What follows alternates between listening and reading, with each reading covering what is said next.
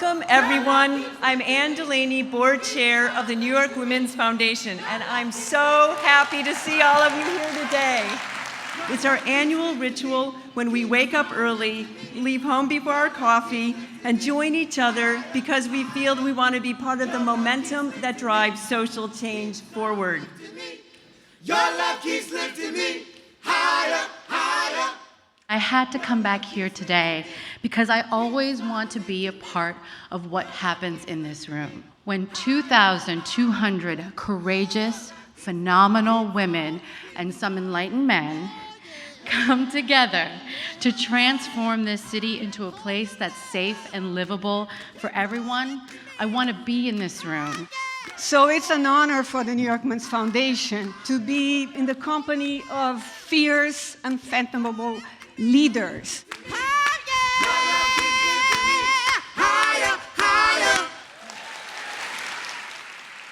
Without the support of the Women's Foundation, in the early stages, Hot Bread Kitchen would not be where we are today. The stories of our bakers and the entrepreneurs and our food are really very New York stories, and there are thousands more women who, with the right access, can have these types of successes. Soffiyah Elijah has devoted her life's work to making sure that incarcerated women receive fair and humane treatment. It is what gives hope for a better life. Because of her and her organization, women in prison are no longer shackled, as I was during childbirth. What we don't often hear is that the United States has 4% of the world's women, but 33% of the world's incarcerated women. And that is part of why the Correctional Association does the work that it does.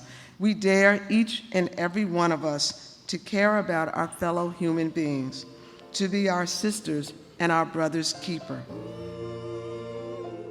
My parents gave me an ultimatum when I was 17 years old. Give up your love of other women and commit to your family religion, or leave this house. So I left. The Hetrick Martin Institute saved my life. When I got married, I found myself in another abusive relationship. One day, I came outside and found a bullet hole through my car window with a note on the driver's seat saying, "Bitch, it will be you next time." That was when I knew I had to leave. I started exploring other things that I could do to support my family. I had some experience doing renovation, so I decided to start my own construction company.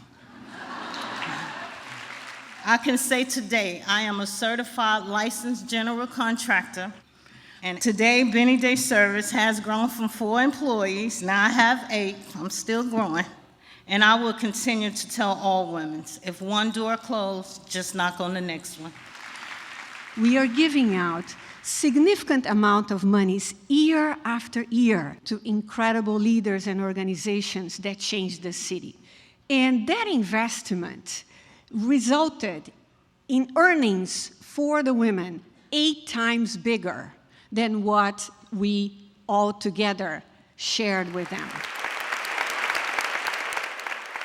Gloria has an uncanny ability to take all the abstruse and intangible concepts that make up our movement and turn them into deeply personal scenarios that reach right past all the defenses and into people's hearts.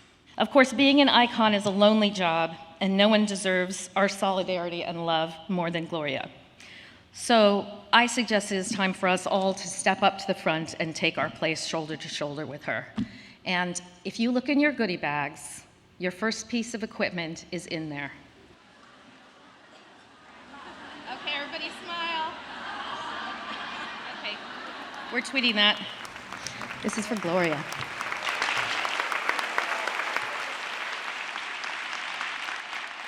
You know, at the Academy Awards, when they say it means so much because it comes from your peers, now I know exactly what they mean, because we here are a community.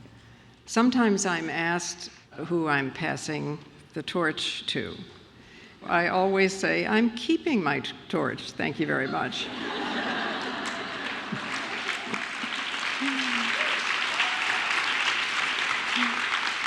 And I'm using my torch to light other torches.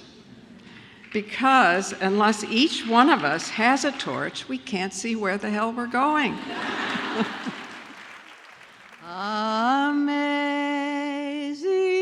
grace, how sweet the sound. We want to take what we think is this humming. You know, you come to what we call our breakfast a sitting march. It is a sitting march of our movement, that movement for justice. I once was lost, but now I'm found, was blind.